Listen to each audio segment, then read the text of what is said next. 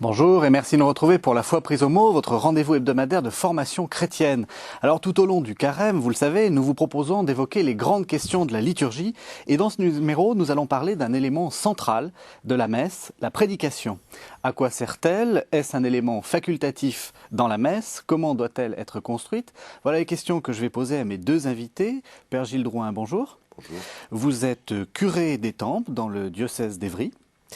Père Olivier de Cagny, bonjour. Bonjour. Vous êtes curé, vous, de Saint-Louis-en-l'Île à Paris. Donc, ce que je vous propose de faire, messieurs, c'est d'abord de faire un peu de théologie pour essayer de voir un peu ce que c'est que cette question de la prédication. Et ensuite, on parlera plus de la liturgie de la prédication et on terminera par la pratique. Alors, j'aimerais quand même que, pour disons, mettre un peu les choses en place, que l'on parle d'abord de la parole de Dieu. La prédication est censée éclairer la parole de Dieu, donc qu'est-ce que c'est pour vous que la parole de Dieu? Dieu a parlé, c'est déjà extraordinaire. Et Dieu a parlé un langage humain. Donc, je veux dire, c'est assez unique. C'est déjà, bien sûr, dans l'Ancien Testament que s'exprime cette parole de Dieu. Mais moi, je trouve qu'il faut toujours se rappeler cette phrase extraordinaire de Saint Jean, « Le Verbe s'est fait chair ». Voilà, la parole de Dieu s'est faite personne humaine. Et donc, lorsqu'on parle de la parole de Dieu, on ne parle pas simplement du livre de la Bible, mais on parle du Christ, en fait. On parle du Christ qui a parlé, je dirais, qui a dit Dieu aux hommes par lui-même, par sa personne, par sa vie, par son œuvre, par, bien sûr, les mots qu'il a prononcés. Et cette parole, il l'a confiée aux apôtres, confiée à l'Église, et c'est l'Église qui est chargée de la faire résonner dans tous les siècles jusqu'à la fin des temps. Pour moi, c'est d'abord ça, la parole de Dieu. Et très précisément, c'est quoi? C'est les déclarations de Jésus ou c'est aussi les actes de la vie de Jésus? C'est l'ensemble. Oui. C'est la personne de Jésus qui s'exprime. Alors, bien sûr, le texte des paroles même de Jésus ou des faits et des gestes précis de Jésus, c'est comme le cœur de cette parole qui nous est conservé et qui est livré à qui est versé dans nos vases d'argile, quoi. On est faible, mais voilà le trésor. C'est la parole de Dieu. C'est un texte, mais un texte qui dit l'essentiel de quelque chose qui est beaucoup plus large et qui contient aussi ce que l'Église en dit, ce que les saints en vivent. Enfin, c'est tout ça la parole de Dieu. C'est comme ça que Dieu parle. Alors bien sûr, lorsqu'on dit la parole de Dieu au sens strict, on comprend essentiellement les textes bibliques qui sont proclamés dans la liturgie ou dans la prière de l'Église. Mais je crois que c'est plus large que ça. La parole de Dieu, c'est pas simplement la Sainte Écriture, c'est finalement l'adresse que Dieu fait aux hommes en envoyant son Fils. Et son Fils envoie les apôtres pour redire cette parole. Alors justement, est-ce que il suffirait pas de dire cette parole, c'est-à-dire simplement de lire le livre? Pourquoi est-ce qu'on a besoin d'un discours accompagnateur? Je crois que, comme je viens de dire, il y a... la parole de Dieu n'est pas simplement l'écriture. La parole de Dieu, c'est l'écriture portée par une tradition. Et d'ailleurs, on a souvent dit que la tradition était primordiale par rapport à l'écriture. C'est-à-dire qu'on n'a pas commencé par écrire, en fait. On a commencé par vivre, les premières générations chrétiennes, les apôtres. Et puis, on a mis par écrit sous l'inspiration de l'Esprit Saint. Et ensuite, et dans le même mouvement, je dirais la tradition englobe l'écriture. Dans le même mouvement, on porte cette écriture, ce mémorial des faits et gestes de Jésus, on le porte par la vie des premiers chrétiens, par la vie de l'Église, par la vie des saints, et bien sûr par la prédication des apôtres. Alors on dit souvent qu'il y a un dépôt qui est confié aux apôtres, et puis les apôtres sont chargés de le rendre audible, de le mettre en forme, mais aussi de l'expliquer. Et on a besoin, on ne peut pas recevoir la parole de Dieu comme ça en étant juste un texte biblique. Je veux dire, quelqu'un qui va prendre la Bible dans un motel anglo-saxon, vous savez, on prend la Bible sur la table de nuit et puis on lit, on peut très bien le lire comme on lit le journal. Et on peut n'y rien comprendre, on peut comprendre de travers. Donc la parole de Dieu ne se livre, petit jeu de mots, mais la parole de Dieu ne se livre que à travers un témoin. Il y a besoin du témoin vivant qui va dire cette parole, je peux te dire qu'elle est vraie parce que je l'ai reçue moi-même et qu'elle a transformé ma vie. Et c'est un même mouvement qui consiste à la fois à lire le texte et à l'expliquer. Et vous, Père Drouin, vous vous sentez particulièrement apte à l'expliquer? Pourquoi est-ce que c'est forcément un prêtre qui le fait? Alors, je pourrais peut-être dire une anecdote. Quand j'ai été ordonné diacre, j'étais non pas effarouché ou par l'idée même de prêcher, mais par le fait que je me disais on n'est jamais à la hauteur, évidemment. Hein, et c'était pas, à mon avis, de la fausse modestie, de la parole qu'on est chargé d'annoncer.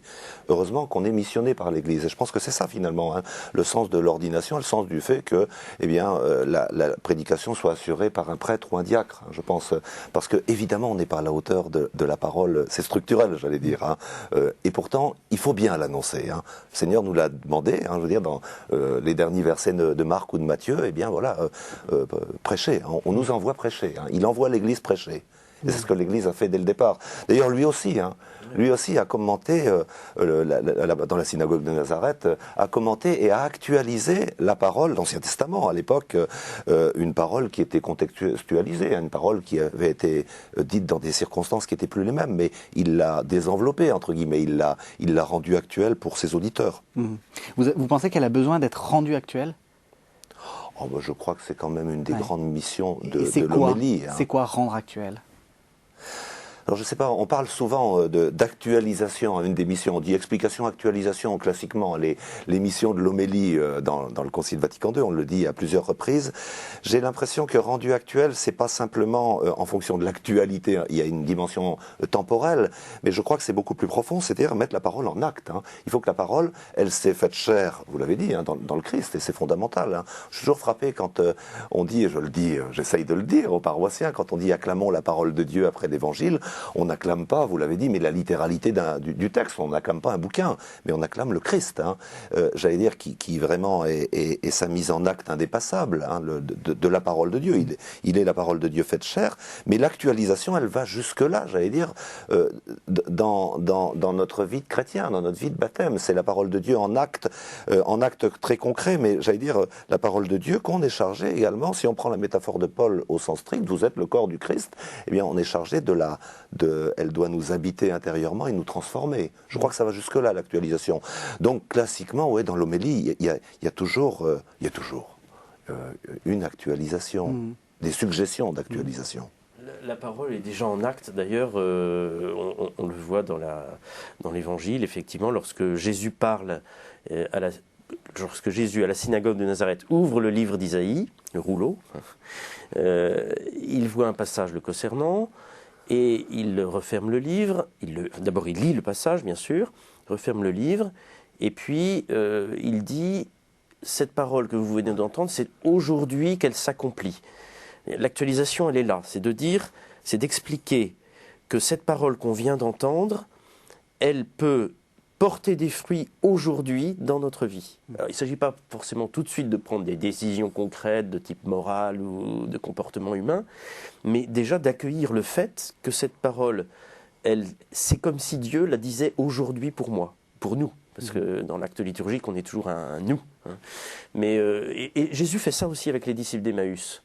Lorsqu'il marche avec eux, il leur expliqua dans les Écritures tout ce qui le concernait. Voilà. Et c'est-à-dire que il est en train de leur montrer, et ils mettent du temps à comprendre, et ils ne comprendront que lorsqu'il y aura la fraction du pain, hein, mais il est en train de leur expliquer que tout ce qui était prophétisé, en fait, s'est réalisé dans la passion et la résurrection qui viennent de s'accomplir. Et je pense que l'actualisation, c'est d'abord de se rendre compte de cela. C'est-à-dire que la parole de Dieu, elle est toujours pour aujourd'hui. Elle a toujours une vérité et une efficacité pour aujourd'hui. La question du aujourd'hui, hein, vous avez cité donc dans la synagogue de Nazareth, mais en liturgie c'est très impressionnant. On le chante moins actuellement, mais dans les anciennes antiennes de Noël. Hein. Aujourd'hui, un enfant nous est né, un fils nous est donné. C'est pas simplement la mémoire de ce qui s'est passé à Bethléem. Saint Bernard le commente en disant, c'est qu'aujourd'hui on doit donner naissance au Christ dans notre cœur. Je veux dire, c'est vraiment la logique même de la liturgie, dont l'homélie fait partie. Hein. C'est un acte liturgique, et bien que au XVIIe siècle, on parlait d'actualiser les mystères du Christ, mais tous. Hein. Aujourd'hui, à Pâques, le Christ est ressuscité. Dans nos nuits, dans nos morts intérieures. Donc le hodie, hein, c'est quelque chose, je crois, de structurant hein, dans la liturgie et évidemment dans l'homélie. Alors, on va essayer de faire un peu d'histoire. Est-ce que ça a toujours été comme ça? Est-ce que l'homélie, telle qu'on la comprend actuellement, a toujours eu cette forme-là, ou est-ce que ça a un peu évolué dans l'histoire? Ça a un petit peu évolué, effectivement. L'origine, c'est bien sûr Jésus lui-même, on vient de le dire, il explique la parole de Dieu, comme le faisait... Pour vous, l'épisode central, c'est cet épisode dans la synagogue de Capharnaüm. Oui, mais il n'est pas unique. Il n'est pas unique. Je dirais toute la prédication de Jésus, c'est-à-dire finalement la parole qui s'adresse à quelqu'un, qui pose des choses claires dans un discours, prédication qui engage... Qui engage la personne qui le dit, qui encourage aussi. Bon. Toutes les paroles de Jésus, finalement, sont des explications. Regardez, par exemple, le discours sur la montagne. Il vous a été dit, et moi je vous dis, etc. Donc il y a une transmission d'une parole ancienne qui devient nouvelle. Évidemment, en Jésus, c'est indépassable. C'est le sommet de la révélation et la plénitude. Mais ensuite... Les apôtres, on voit par exemple Paul et Barnabé ou Silas, ils expliquent la parole de Dieu, ils prennent du temps pour l'expliquer. Il y a même un passage des Actes des Apôtres où Paul parle presque toute la nuit pour expliquer. Oui. Il y a un enfant qui tombe les gens s'ennuient tellement qu'il y en a un qui s'endort. Ça doit être très long. Alors ensuite, les pères de l'Église, c'est-à-dire tous ces auteurs chrétiens, théologiens, évêques des premiers siècles, pas seulement les évêques, mais c'est vrai que la mission est confiée principalement à l'évêque, qui ensuite délègue aussi aux prêtres. Mais en général, quand les prêtres prêchent au cours d'une grande célébration dans les premiers siècles, l'évêque a toujours le dernier mot. Il reprend et puis il conclut. Voilà. Mais on explique la parole de Dieu au cours de l'Eucharistie. Et puis ensuite, dans le courant du Moyen-Âge, on s'est un petit peu éloigné de ce commentaire des premières homélies des premiers siècles, qui était à la fois très biblique. On reprenait le texte biblique et on le décortiquait, comme font saint Ambroise, saint Augustin, etc., saint Jean Chrysostome. Et puis aussi, on avait le souci de faire le lien entre cette parole de Dieu et ce qu'on était en train de vivre liturgiquement. C'est pour ça qu'on parlait d'homélie mystagogique, pédagogie, agogie, et puis le mystère. Ouais. Donc on avait le souci l'évêque ou le prêtre avait le souci de conduire au mystère qu'on était en train de célébrer, en faisant le lien entre les paroles de l'Écriture sainte et puis le mystère qu'on était en train de célébrer, la messe, le baptême, le temps de Pâques, le carême. Et de ça, on s'est un petit peu détaché dans le courant du Moyen-Âge, pour avoir peut-être des homélies. D'abord, on recopiait des homélies des pères de l'Église, parce qu'on les trouvait tellement extraordinaires. Et on les redisait. Oui. Il y a des évêques ou des conciles locaux ou des synodes qui recommandent de lire les homélies des pères, des pères de l'Église, parce que ce sont tellement extraordinaires. C'est vrai que on lisait, et puis on voit encore le curé d'Ars prendre des homélières, c'est-à-dire des recueils d'homélies, et puis les dire, mais il les arrangeait aussi à sa façon, et la manière de les dire convainquait aussi les auditeurs. L'âge d'or, c'est le XVIIe siècle, c'est quelqu'un que vous connaissez bien, c'est Bossuet.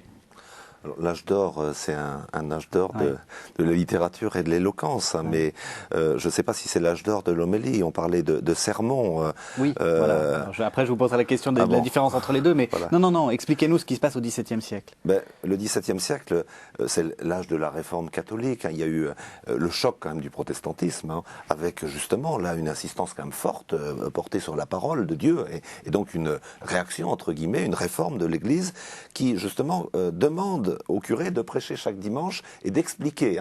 Je crois que le mot-clé à cette époque-là, pas forcément uniquement dans les homélies, mais dans les sermons ou dans les prônes plutôt, c'est d'expliquer ce qu'on fait. Vraiment, il y a un effort de clarté. Vous voyez, on voit ça, par exemple, on le voit architecturalement, c'est l'époque où on détruit les jubés, donc où on veut vraiment avoir une grande visibilité. Il y a un effort, c'est l'époque des grands catéchismes. C'est vraiment et puis c'est l'époque aussi d'une clarté au niveau de la raison.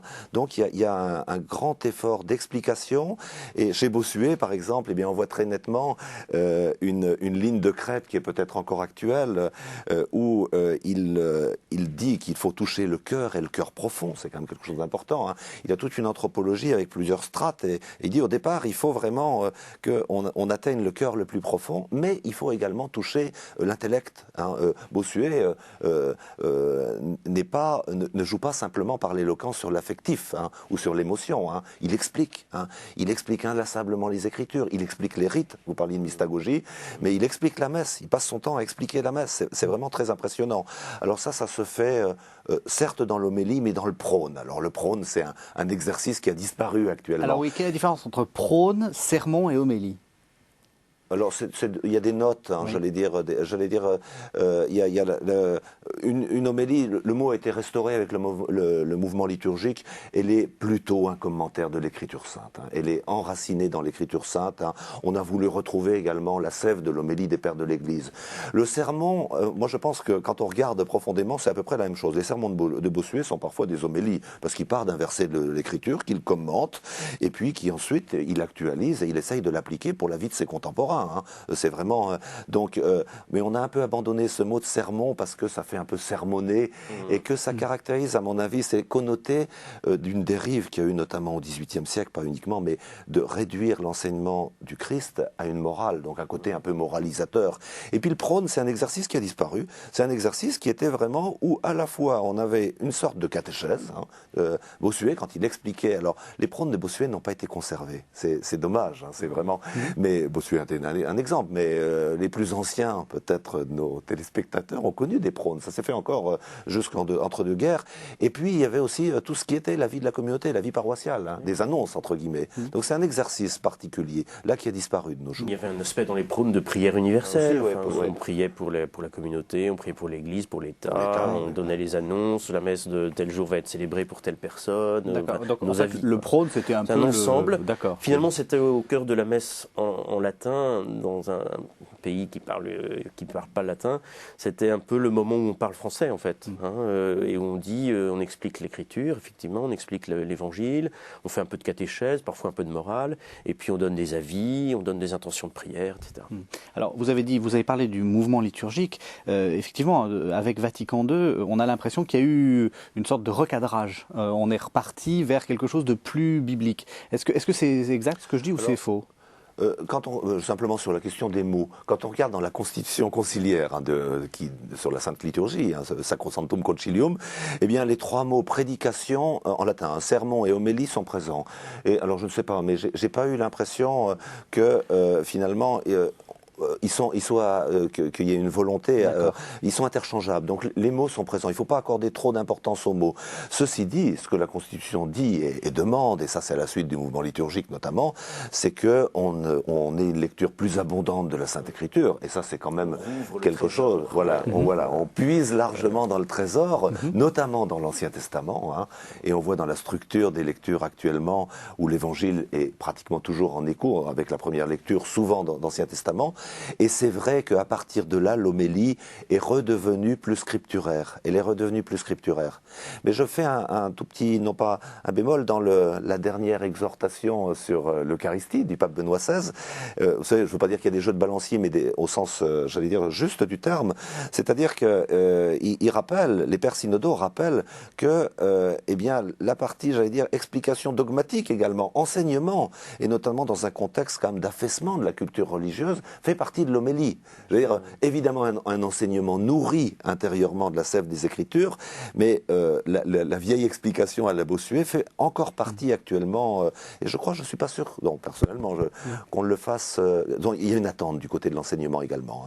Il y a un projet, il y aura un projet au Vatican, je ne sais pas où ils en sont, mais de proposer sur 3 ans un ensemble du mystère chrétien découpé en dimanche, quoi, enfin, en semaine. Parce que vous, quand vous prêchez, vous centrez sur l'Évangile ou vous pouvez varier. Enfin, il y a une consigne. Est-ce qu'il y a des consignes vaticanes vous disant il faut absolument partir de tel texte ou il faut absolument ne pas excéder le cadre de l'Écriture? Comment ça fonctionne? Non, si on regarde le texte, je l'ai là, mais l'homélie doit principalement expliquer un aspect des lectures scripturaires, donc des lectures de la Bible, des Écritures qui viennent d'être entendues, ou bien d'un autre texte de l'ordinaire. Donc ça peut être le texte du chant d'entrée, enfin, ou du chant de communion, ou de la messe en général, de la prière eucharistique, de la préface, ou du propre de la messe du jour, ou en tenant compte soit du mystère que l'on célèbre, peut être Noël, Pâques, le Carême, soit des besoins particuliers des auditeurs. Donc, je dirais la matière de l'homélie est d'une richesse énorme. Alors évidemment, les textes de la Sainte Écriture, les textes bibliques qu'on vient d'entendre, sont, je dirais, l'amorce, l'accroche, et puis c'est ce que Dieu nous offre. C'est l'initiative de Dieu qui passe par l'Église pour nous dire cela ce jour-là. Donc on cherche finalement à entendre ce qu'il nous dit et à y répondre. Mais il n'y a pas de consigne pour dire il faut partir de l'Évangile, puis aller vers la première lecture, puis revenir. Ouais. On est très libre. Simplement, moi, personnellement, j'ai le souci quand même de regarder très attentivement l'Évangile. Et bien sûr les autres lectures aussi, sans oublier le psaume, mais de partir quand même souvent de l'Évangile, mais pas uniquement. On sort de l'année Saint-Paul, on en est sorti maintenant, et notre évêque nous avait, c'est pas une consigne, mais nous avait suggéré, parce que la lecture de Paul, finalement, entre l'Ancien Testament et l'Évangile, elle passe souvent un peu à la trappe. Hein, et puis, Paul avait la réputation, plus que l'année Saint-Paul, mais d'être compliqué, etc. Il nous avait suggéré de prêcher sur Saint-Paul, prioritairement. Et je l'ai pris au mot, si j'ose dire, et pendant 52 dimanches, sauf peut-être les très grandes fêtes à Noël, etc., j'ai prêché sur Saint-Paul. C'est pas évident. C'est pas habituel. Hein. Alors évidemment, on intègre l'Évangile, etc. Et puis j'ai essayé de demander aux gens. Hein. On fait pas aux chrétiens, aux paroissiens. J'espère que ça leur a permis justement, mais c'était une année particulière, de découvrir Paul. Et puis on a des lectures suivies aussi durant l'année. Donc aussi un peu de découvrir la structure de la lettre aux Romains, un peu d'entrée. Mais c'est vrai que la matière est large. Moi, il m'arrive, mais alors ça, il y a la grâce propre du prédicateur, hein, quand même. Hein, je veux dire, Bossuet parlait d'onction. Hein, l'onction, c'est beau, hein, je veux dire. Ça fait un peu, quelquefois, un peu onctueux, c'est-à-dire un peu. Mais c'est pas ça, c'est-à-dire, c'est vraiment chez Bossuet, je veux pas, mais c'est comme on dit, avoir l'onction, c'est le maître intérieur, c'est-à-dire l'onction de l'Esprit Saint. Hein, alors, on doit travailler, hein, Georges, je crois qu'il est important de travailler. L'Esprit Saint, l'onction nous est donnée qu'à la mesure de notre travail, mais il y a aussi cette onction. Je vais dire simplement, il y a quelque chose de souvent aussi un peu omis. Vous parlez du psaume, évidemment, hein, mais les oraisons, les petites prières de ce qu'on appelle la collecte qu'on dit au début de la messe sont magnifiques. Et puis elles sont chargées de toute une tradition, elles sont souvent très anciennes. Et je crois qu'elles peuvent aussi, c'est un exemple, mais nous apporter matière à prédication. On peut prier sur la collecte de Noël, qui est de Saint-Léon-le-Grand, qui est splendide. Hein.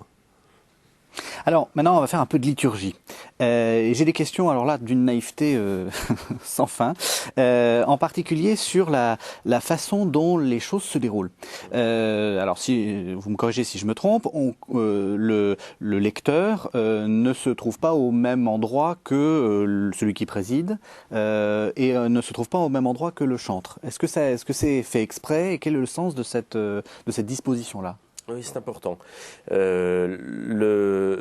y a toujours un lieu de présidence, qui signifie que le corps est rassemblé parce qu'il y a la tête aussi. Et le corps peut agir parce qu'il y a la tête. Donc le président, il n'est pas meilleur que les autres, mais enfin il représente le Christ, tête qui conduit le corps. Le lieu du chantre, je l'évacue tout de suite. Moi, je n'évacue pas le chantre, mais c'est très important. Ouais. Mais disons que c'est un service à rendre à l'Assemblée pour que le chant se passe bien. Mais je dirais que ce n'est pas absolument essentiel. On pourrait presque s'en passer. On ne peut pas se passer du lecteur. Et le lecteur accomplit lui aussi un ministère, un service, qui est absolument essentiel. C'est-à-dire que pour que la parole de Dieu soit entendue, Dieu a voulu qu'elle soit entendue d'une bouche humaine. D'abord celle du Fils unique, Jésus-Christ, et puis celle de ceux qui prêtent leurs lèvres et leur cœur et leur intelligence aussi pour lire la parole de Dieu. Alors il y a un lieu qu'on appelle l'ambon, A-M-B-O-N, qui habituellement est stable et ne sert qu'à cela. Il peut être aussi un pupitre mobile, hein, mais il est digne, il sert à supporter aussi le livre, qui est encore plus essentiel que le meuble. Le livre n'est pas sacralisé, mais malgré tout, on va encenser quand même l'évangéliaire, on y viendra peut-être. Le livre, il est porteur, il est l'aide-mémoire, il est le gardien de cette parole qui se transmet de génération en génération. On ne vient pas lire sur une feuille de papier ou sur un petit livret en papier souple. Là. On vient lire dans un beau livre qui est le lectionnaire pour les lectures, l'évangéliaire pour l'évangile, et dans un lieu particulier qui s'appelle vraiment le lambon, le lieu de proclamation de la parole. La parole doit être proclamée. Il ne s'agit pas de dire maintenant chacun de nous va lire sur son petit livret la parole. Non, il faut qu'elle soit entendue, d'où l'importance de bien lire aussi, bien sûr. C'est un office particulier d'être lecteur ? Il y a une institution pour le lectorat, Oui. c'est-à-dire qu'il y a un rite de l'Église qui institue le lecteur. On ne le fait pas souvent. Oui. Ceci dit, ça montre bien, non, c'est quelque chose d'important. Oui. Je voulais simplement lire un tout petit peu de Bossuet, parce que quand je vous entendais, je vous écoutais, parce qu'il aborde ces questions-là, alors qu'il n'y avait pas d'ambon au XVIIe siècle, c'était la chair. Ceci dit, quel lieu prestigieux, je veux dire, avec l'Esprit Saint, souvent. Je veux dire, qui était gravé au-dessus, enfin, au-dessus, la colombe de l'Esprit. Et souvent, vous parliez de la tradition. Les chaires, il y a des chaires parisiennes magnifiques où on voit les 4 évangélistes qui la soutiennent, voire deux pères de l'Église. Oui. Donc on voit bien l'ancrage dans la tradition. Alors c'est Bossuet qui parle. Ce n'est plus sur la chair de Moïse que nous sommes assis, mais sur la chair de Jésus-Christ. Et il insiste, et c'est là aussi, il faut dépasser la rhétorique. D'où nous faisons retentir sa voix et son évangile. C'est un sermon au Carme qui a été prononcé au Carme à Paris, là, à l'église des Carmes. La parole du prédicateur chrétien est celle de Jésus-Christ en personne. Et je crois qu'il faut prendre les choses au sérieux. Je veux dire, alors le prédicateur, mais le lecteur également. C'est très beau, comme vous parliez de ministère, mais on prête sa voix à la parole de Dieu. Je veux dire, on prête son souffle au souffle de Dieu. Oui, c'est éminemment digne. Vous avez parlé de la dignité des lieux, mais je crois que, oui, c'est un beau ministère, c'est un beau service, un très beau service. Alors, quel est le sens des gestes qui accompagnent la lecture d'une lecture particulière qui est celle de l'Évangile? On encense l'évangéliaire et puis on a ce petit geste, vous savez, où il y a une parole qui est proclamée et puis la foule se signe sur le front, sur les lèvres et sur le cœur. Alors, l'évangéliaire, c'est vrai que l'évangile a un statut à part. D'ailleurs, on est debout, la position du ressuscité. Quand on écoute l'évangile, les lectures, en principe, en France du moins, on est assis. Donc, on voit très bien quand même l'évangile dès Saint Justin. C'est la mémoire de la vie du Christ. Donc, il y a un statut à part. Dès la fin du 1er siècle. Saint Justin, 160 Et il fait la différence entre la mémoire de la vie du Christ et la mémoire des apôtres. On voit déjà. Mais tout est parole de Dieu, l'ensemble du corpus biblique, mais on encense les signes de la présence du Christ parmi nous. Et je crois que c'est ça le signe. Je veux dire, historiquement, avant l'Église, l'encensement, c'était les rois et les empereurs. C'était pour marquer la dignité. On encense l'évangéliaire. Je disais tout à l'heure, acclamons la parole de Dieu. C'est le verbe qui s'adresse à nous. On encense l'autel. Alors, je ne prends pas dans l'ordre, mais l'autel qui est un signe solide de la présence du Christ roc au milieu de nous. On encense le cierge pascal pendant le temps pascal, le signe du Christ qui luit dans les ténèbres. On encense le prêtre. C'est pas le bonhomme qu'on encense. On parlait tout à l'heure, c'est le signe de la présence de la tête du corps. Et on encense le corps, l'assemblée des fidèles. L'Assemblée des fidèles, elle n'est pas encensée simplement pour j'allais dire, faire une parité, parce qu'on encense monsieur le curé, on encense également les fidèles, mais on encense le fidèle, corps rassemblé. Je crois que c'est fondamental, je veux dire, et c'est pas pour rien, j'allais dire. Et puis les oblats, évidemment. Et puis dans toute la procession de l'Évangile, il y a quelque chose de magnifique. C'est-à-dire, bien sûr, il y a un aspect presque scénique où on veut mettre en valeur la proclamation de l'Évangile. Mais il y a aussi un aspect très mystagogique de tous ces gestes, de tous ces rites. On a parlé de l'encens, on pourrait parler aussi des luminaires qui vont entourer, dans des messes solennelles, on peut ne pas le faire, mais qui vont entourer la proclamation de l'Évangile. Et puis il y a une petite procession aussi. L'évangéliaire, il peut être porté dans la procession d'entrée de la messe. Si c'est le cas, il est posé sur l'autel, donc comme vraiment une unité de la parole qui va être proclamée et de la parole faite chair qui va se rendre présente sous l'apparence du pain et du vin. Enfin, tout ça ne fait qu'un. Et on prend le diacre, s'il y a un diacre ou le prêtre, prend l'évangéliaire sur l'autel. Et en procession, entouré des luminaires, précédé de l'encens, va de l'autel au lieu de la proclamation. Là aussi, il y a quelque chose de très fort. Alors les anciens comme Amalère, des pères de l'Église faisaient des commentaires extraordinaires en rapprochant ça d'épisodes de la vie de Jésus lui-même. On ne le fait plus et je crois qu'on a raison, il ne faut pas tout symboliser comme ça, mais quand même ça a quelque chose de vrai. On se met debout, il y a un chant, il y a un petit chemin qui va de l'autel à l'ambon. On se met en route, quoi. On se met en route et on ne comprendra cette parole que si on suit le Christ. Comme le dit Jésus dans l'Évangile, quand les apôtres lui disent « Pourquoi parles-tu en parabole ?» Les gens ne comprennent rien. À vous, il a été donné de comprendre, à vous les apôtres, à vous les disciples, sous-entendu parce que vous m'avez suivi. Et donc vous pouvez comprendre. Parce que je vais vous expliquer, d'ailleurs, un peu à part, à l'écart des foules, je vais vous expliquer parce que vous m'avez suivi, vous vivez avec moi. Donc il y a tout ça dans la procession d'évangile. Et puis, bien sûr, il y a cette conclusion, d'abord cette introduction, le Seigneur soit avec vous et avec votre esprit. Qu'est-ce que ça veut dire ça? Ça veut dire, on l'a plusieurs fois dans la messe, mais ça veut dire que et l'assemblée et celui qui proclame l'évangile, et le diacre ou le prêtre, reconnaissent mutuellement que le Seigneur est avec eux. C'est fondamental. Et lorsque je vais prêcher ensuite, je sais que l'Esprit Saint est dans le cœur des fidèles à qui je m'adresse. Donc ce que je vais leur dire, ça a de l'importance, mais finalement ce qui a beaucoup plus d'importance, c'est ce que l'Esprit Saint va leur faire comprendre à partir de mes pauvres mots. Pardon, mais à qui on s'adresse? Le Seigneur soit avec vous, vous vous adressez, quand vous êtes prêtre, vous vous adressez voilà. à l'Assemblée. Oui. Et la réponse? Et avec votre esprit, l'Assemblée s'adresse au ministre ordonné qui vient de dire donc cela. Donc il pourrait vous tutoyer en fait. Oui. Si vous tutoyez, d'accord. Parce tout haut, d'ailleurs. Parce qu'on a souvent l'impression que c'est un vous collectif, c'est à vous en tant que prêtre qu'on s'adresse. Un dialogue, une réponse. Et ça veut dire aussi que le Seigneur soit aussi avec toi, toi qui as reçu l'Esprit Saint le jour de ton ordination pour être en face de nous comme le Christ en face de l'Église. Donc c'est tout ça qui est dans cette petite formule magnifique.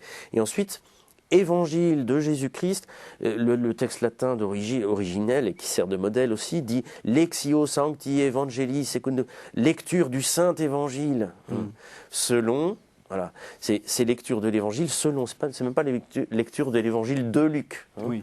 Lecture de l'Évangile de Jésus-Christ, donc la formule la plus solennelle, oui. Selon saint Luc. Gloire à toi Seigneur, et ce signe de croix, alors, ce triple signe de croix, sur le front, sur les lèvres et sur le cœur, qui s'est développé au cours de l'histoire. Au début, il y avait juste sur le front, puis aussi sur le cœur, puis aussi sur les lèvres. Et vers le 10e, 11e, 12e siècle, tout ça s'est développé, et heureusement. Et aujourd'hui, et on voit, par exemple, quand on en parle aux enfants en catéchèse, ou quand on les initie à ce geste, ils comprennent tout de suite. Alors ça signifie quoi? Mais ça signifie que cette parole de Dieu, il faut qu'elle entre dans mon esprit, dans mon intelligence, que je la comprenne, et qu'elle descende aussi dans mes paroles, dans la manière dont je vais transcrire, traduire, transmettre ces paroles que je reçois de Dieu, et puis qu'elles entrent au fond de mon cœur pour y être non seulement ce qui anime tous mes sentiments, mais ce qui m'aide à décider des choses, à prendre des décisions dans ma vie, etc. Alors quelquefois le prêtre dit des paroles silencieuses avant de lire. Qu'est-ce qu'il dit? Alors il y a une petite prière d'illumination qui peut se faire, où justement on demande, alors que ce soit le diacre d'ailleurs quand il demande la bénédiction du prêtre, ou le prêtre quand il s'incline devant l'autel, on demande l'onction intérieure du Saint-Esprit pour proclamer avec foi et avec humilité. Il y a plusieurs formules. Le Seigneur soit dans la parole de Dieu. Sur mes lèvres, et je proclame cette bonne nouvelle. Des extraits de psaumes, mais il y a plusieurs formules entre guillemets. Bossuet parle du maître intérieur. Il demande à ses auditeurs de se mettre à l'écoute.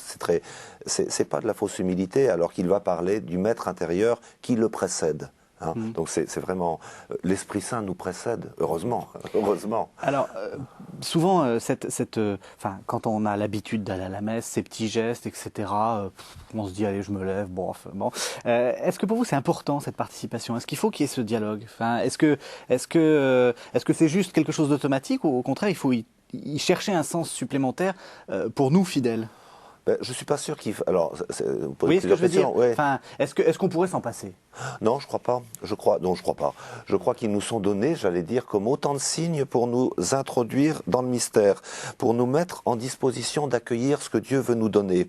Alors, il faut pas leur accorder une importance qu'ils n'ont pas, mais j'allais dire, je crois. C'est pas des signes. Ça n'a pas de caractère sacramentel. C'est ça.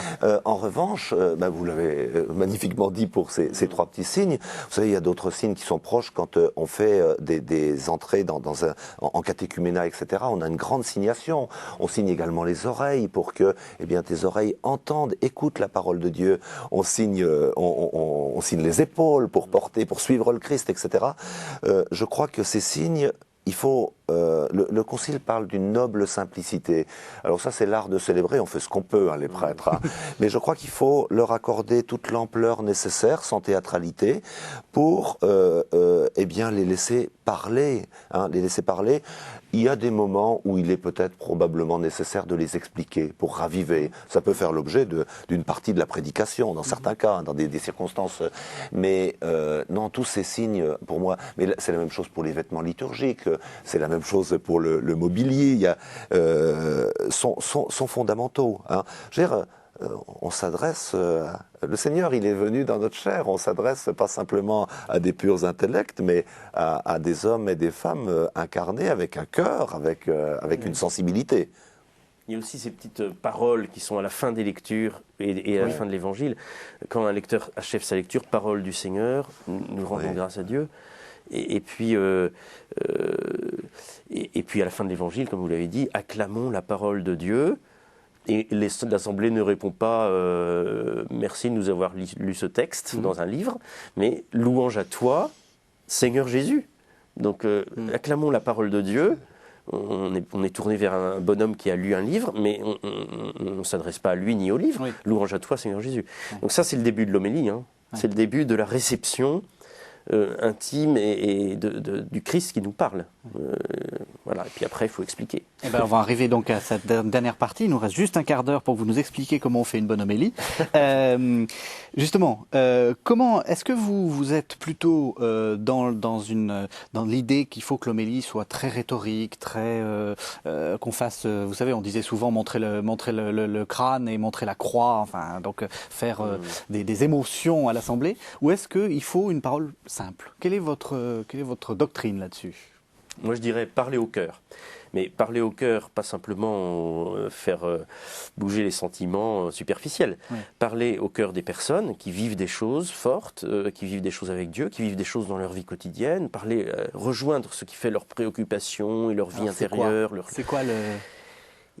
On est en crise, il faut parler de la crise. Non, on est en République, il faut parler de la République. Pas forcément, mais il faut peut-être pas s'en priver de temps en temps, parce que si ça fait partie de la vie des gens, ça fait partie de la vie qui doit être sanctifiée, et de la vie qui doit être convertie, et de la vie qui doit être sauvée, et de la vie qui est la vie de charité.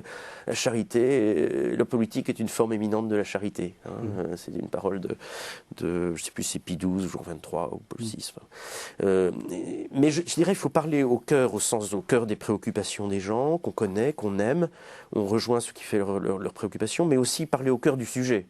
C'est-à-dire partir aussi du cœur de l'Évangile. Et tâcher de faire en sorte que, de dire Jésus-Christ, mais de le dire de telle sorte que la vie des gens à qui on parle en soit transformée et illuminée. Vous aussi, vous êtes dans cette idée-là? Parce qu'après avoir travaillé autant Bossuet, est-ce que vous n'êtes pas tenté de temps en temps de vous lancer dans une grande envolée? J'en ai pas le talent. J'en ai pas le talent. Et d'ailleurs, lui-même se méfiait de l'éloquence. Hein.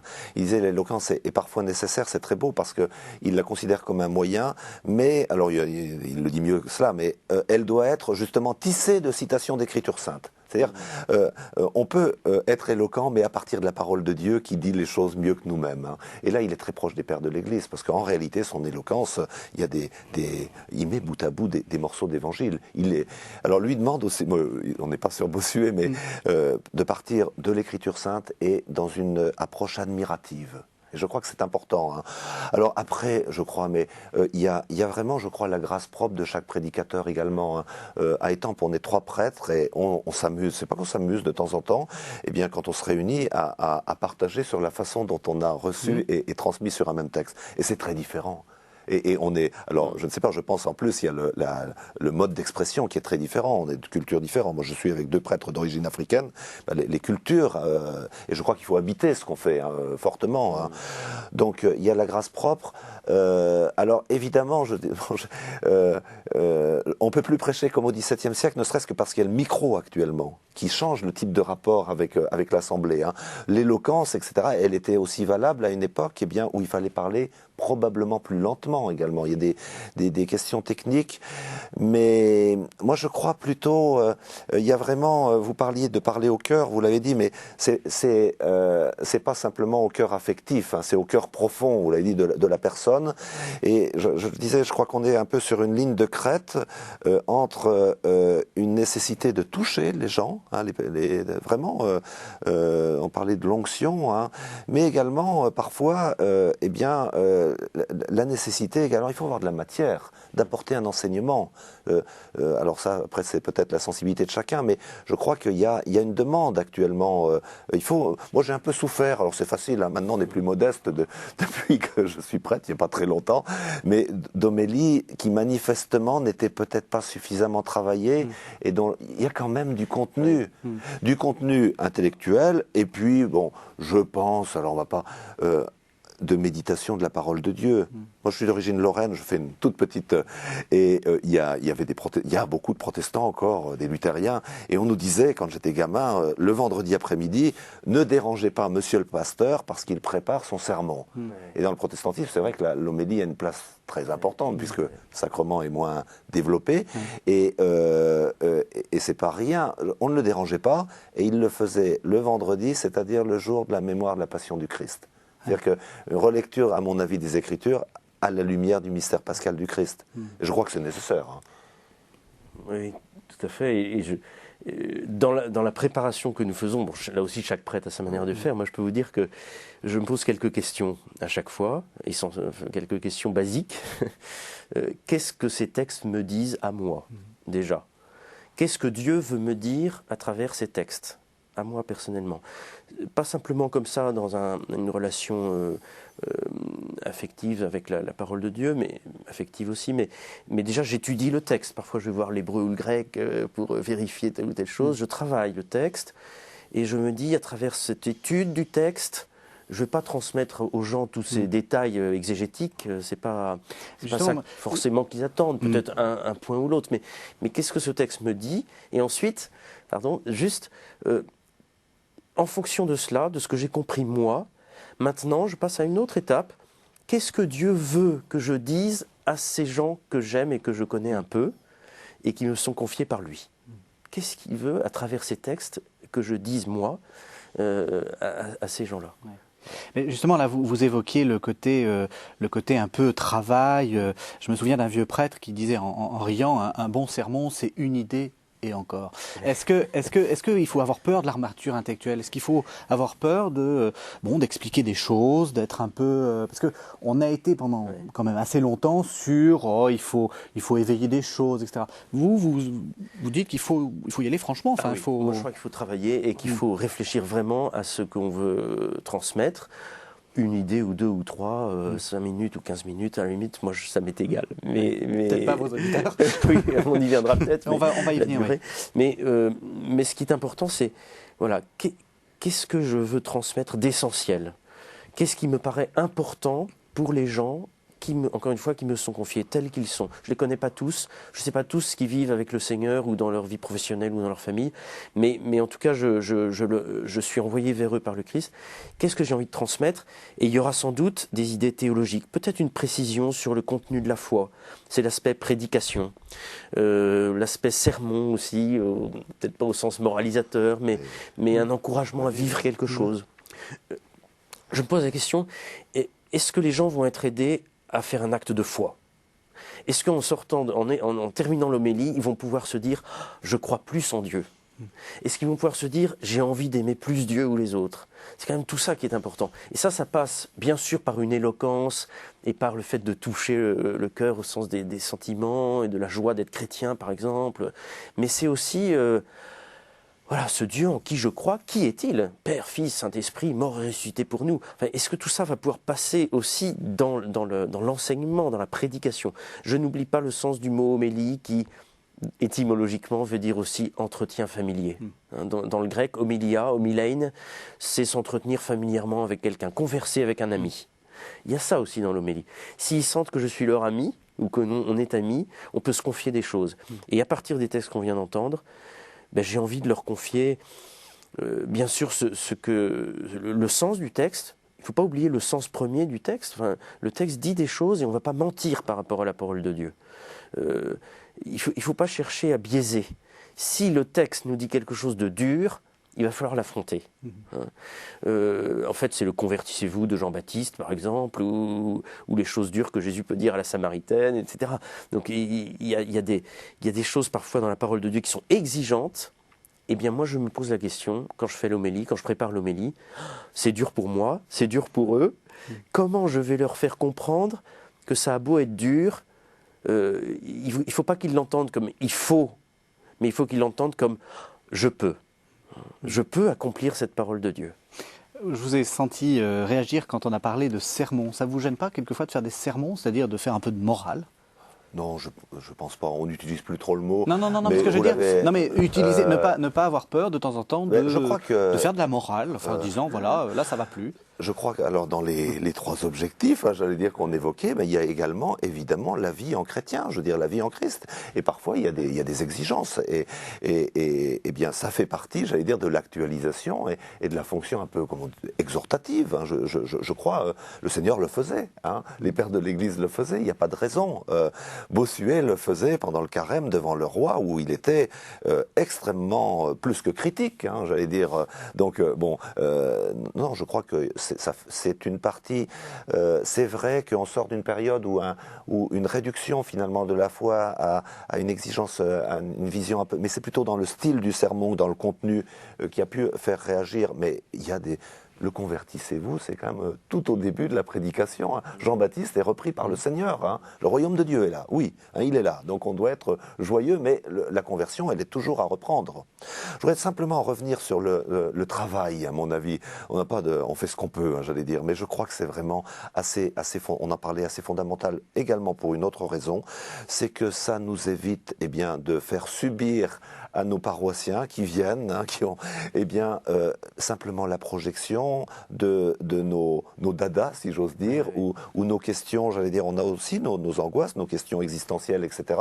Il y a l'objectivité du texte. Et je crois que le travail est absolument nécessaire parce que, paroissiens, parfois, ils nous entendent 52 fois par an, et je crois qu'il est important, justement, de prendre un tout petit peu de distance par rapport à notre propre réception purement subjective du texte. Moi, je sais que j'ai des paroles qui m'habitent mais je ne suis pas forcé de leur partager dimanche après dimanche ces questions-là. Alors il nous reste à peine quelques minutes, mais j'aimerais quand même terminer sur une question qu'on retrouve souvent, qui est la question de l'ennui. Est-ce que vous pensez que, mais c'est une question fondamentale, est-ce que vous pensez que les gens ont moins de résistance finalement parce qu'on est dans une culture qui va de plus en plus vite, à un discours un peu long, un peu construit, et que il faut, vous savez, on dit il faut 5 minutes. Est-ce que vous avez constaté ça? Oui, c'est vrai que l'attention est peut-être moindre qu'autrefois. Je pense aussi que il y a comment dire, les gens attendent quelque chose de rapide, d'aller droit au but, et ça c'est vrai qu'on doit le faire. On ne doit pas enrober les choses, plaquer nos dadas, effectivement. Il faut essayer d'aller droit au cœur des choses, aussi au cœur du sujet. Et une homélie peut durer longtemps. On sait bien on nous dit souvent qu'au bout de 10 minutes, on s'ennuie, on décroche. Bon, en même temps, dans certaines circonstances exceptionnelles, si ça dure 20 minutes, et si les gens n'ont capté que les 5 premières et les 5 dernières, et d'autres les 10 du milieu, voilà, c'est comme ça. Il ne faut pas s'inquiéter outre mesure, je crois. Mais simplement, l'ennui, ça peut faire partie de la liturgie aussi, je veux dire, dans un certain sens. C'est-à-dire que... mais j'avais lu un article comme ça qui disait que il faut savoir s'ennuyer dans la liturgie, c'est-à-dire se poser. Et puis, alors il ne faut pas que ça nous révolte intérieurement, que ça nous fasse sortir de l'acte liturgique et de la prière. Mais il peut arriver qu'on s'endorme un peu, qu'on soit distrait, et puis après on revient. Et quand on revient... c'est aussi un acte de foi de revenir vers... C'est pas grave. C'est pas grave. On se culpabilise. Mais non, c'est pas grave du tout. On peut pas être attentif à 100% pendant 1 heure, et même pendant 15 minutes ou 10 minutes. Alors cela dit, je crois qu'il ne faut pas être trop long, effectivement. Les textes de l'Église nous demandent d'être ni trop courts, Il est trop long. C'est dans les textes de la présentation du missel. Il y a des aspects culturels également. Oui. Moi, je suis dans il y a des communautés afro-antillaises très importantes chez moi. Eh bien, traditionnellement, les prédications en Afrique durent une demi-heure. À la retraite de Ars, on a eu 48 minutes du cardinal Toumi. On s'est pas ennuyé. Hein. C'est vrai que ça alternait les genres. Alors, je dis pas qu'il faut faire ça, mais j'allais dire, les Européens, les Occidentaux sont extrêmement pressés. Nos chrétiens d'origine africaine et antillaise sont beaucoup plus bienveillants, je ne sais pas, mais culturellement prennent leur temps. Et il y a aussi une grâce de prendre son temps pour célébrer, et puis on peut être un peu long. Bon, voilà, il faut s'adapter aussi. Mais par rapport à l'ennui, la répétition également fait partie de la ritualité. Hein. Je veux dire, la liturgie a la grâce de la répétition. C'est pour ça, alors pas simplement dans l'homélie, mais le propre du rite, eh bien, c'est que chaque dimanche, ça se répète, et la répétition ouvre des espaces aussi d'action, de rencontre du Seigneur, hein, d'ouverture au mystère. Cela dit, si vraiment on ennuie les gens, il faut peut-être aussi qu'on se corrige et qu'on se remette en question. Hein. Il faut savoir aussi capter l'attention. Il y a des règles élémentaires de communication ou de rhétorique qu'il ne faut pas complètement jeter au panier. Elles font partie aussi du travail, justement, du prédicateur. Il faut savoir qu'une homélie très courte se prépare avec un travail très long pour prêcher de façon très courte. Il paraît que Jean-Paul II, une fois, quand il était évêque de Cracovie, a prêché un matin de Pâques en disant simplement « Le Seigneur est ressuscité, il est vraiment ressuscité. Amen ». Hein, donc ça c'est très court, mais bon voilà, il y a ce vraiment qui peut-être peut résonner très longuement ensuite dans une période de silence qui suit l'homélie et qui peut être en soi une très très belle homélie. Mais voilà, il faut que les gens puissent entendre non pas ce qu'ils avaient envie d'entendre, mais ce qu'ils avaient besoin d'entendre aussi. Eh bien, merci à tous les deux. Voilà, j'espère qu'on n'a pas été trop long pour nos téléspectateurs. Alors, Olivier de Cagny, vous avez écrit un livre qui est paru chez Parole et Silence, qui s'appelle Les prières eucharistiques. Donc voilà, c'est une manière de vous retrouver. Merci vraiment à tous les deux et merci à vous de nous avoir suivis. On se retrouve la semaine prochaine.